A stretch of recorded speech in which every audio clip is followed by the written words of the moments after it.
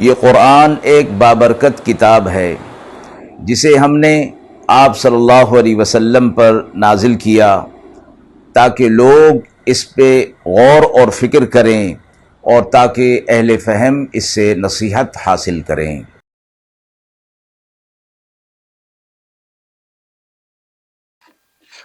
بسم اللہ الرحمن الرحیم۔ السلام علیکم ورحمۃ اللہ وبرکاتہ۔ ناظرین کرام، درس قرآن مجید کے آج کے اس پروگرام میں ہم سورۃ العادیات کی تفسیر موصول شدہ سوالات کی روشنی میں کریں گے۔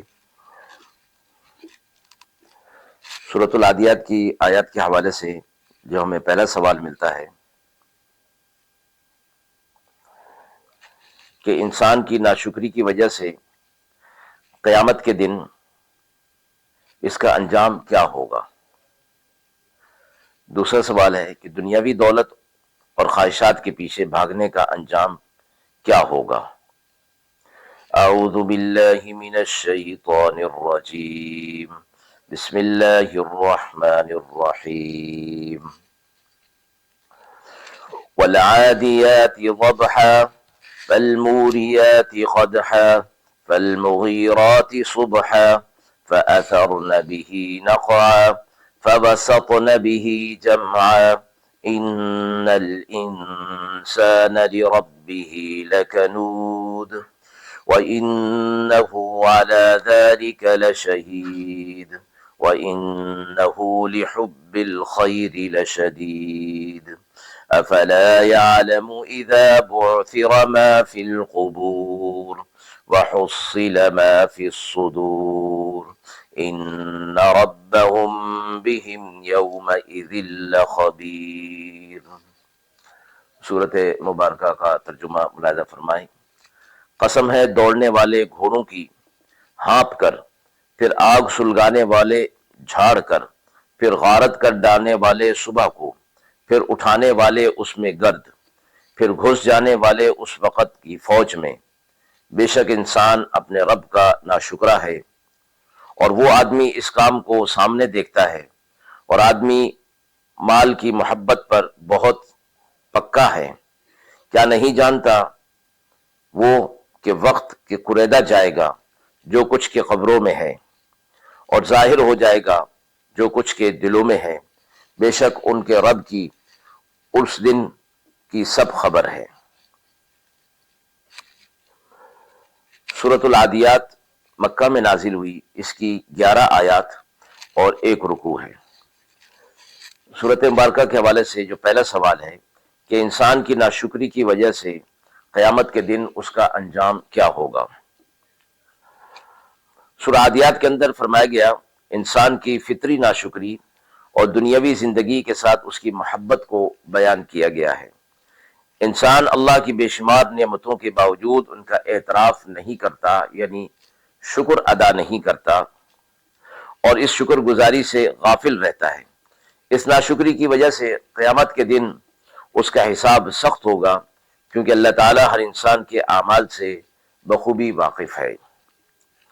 مذکورہ مفہوم کے حوالے سے جو حدیث مبارکہ ہمیں ملتی ہے، رسول اللہ صلی اللہ علیہ وسلم نے فرمایا اکثر اہل النار النساء قالوا یکفرون قیل یکفرون باللہ قال یکفرون العشیر ویکفرون الاحسان۔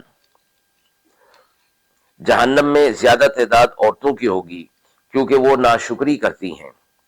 پوچھا گیا کیا وہ اللہ کی ناشکری کرتی ہیں؟ فرمایا وہ شوہر کی ناشکری اور احسان فراموشی کرتی ہیں۔ سورۃ العادیات کی یہ آیات مبارکہ اور حدیث مبارکہ انسان کی مادی خواہشات کی دوڑ میں اللہ تعالیٰ کی نعمتوں کو بھلا جو چکا ہے اس کی طرف تنبیہ کر رہی ہیں۔ ناشکری کی روش ترک کر کے ہمیں اللہ کی بندگی اور شکر گزاری اختیار کرنی چاہیے تاکہ قیامت کے دن سخت حساب سے بچا جا سکے۔ سورۃ العادیات کے حوالے سے دوسرا سوال ہے کہ دنیاوی دولت اور خواہشات کے پیچھے بھاگنے کا انجام کیا ہوگا۔ سورۃ العادیات کی آیت نمبر 8 میں یہ بتایا گیا ہے کہ انسان دنیاوی دولت اور خواہشات کا غلام بن چکا ہے۔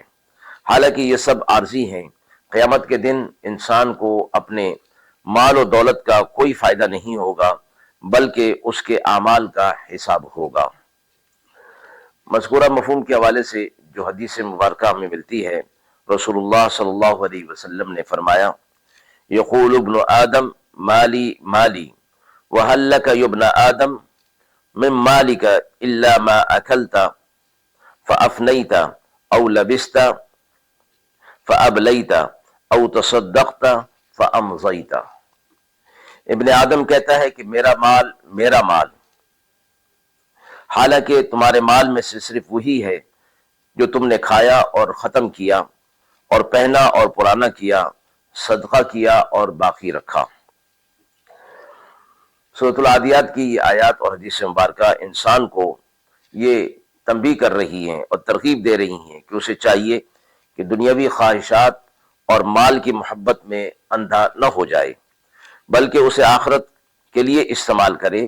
دولت کے ذریعے نیکی کا کام کرنا ہی قیامت کے دن نجات کا ذریعہ ہے، اور یہی چیز آخرت میں کام آنے والی ہے۔ جیسے حدیث مبارکہ میں فرمایا گیا کہ وہ مال جو صدقہ کر کے آخرت کے لیے بچا کے رکھ لیا گیا، وہی کام آنے والا ہے۔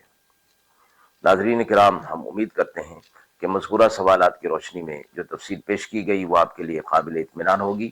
اس حوالے سے آپ کے بھی کوئی سوالات ہوں تو ضرور کمنٹ باکس میں دیجیے، انشاءاللہ ان کے جوابات دینے کی پوری کوشش کی جائے گی۔ وآخر دعوانا ان الحمد للہ رب العالمین۔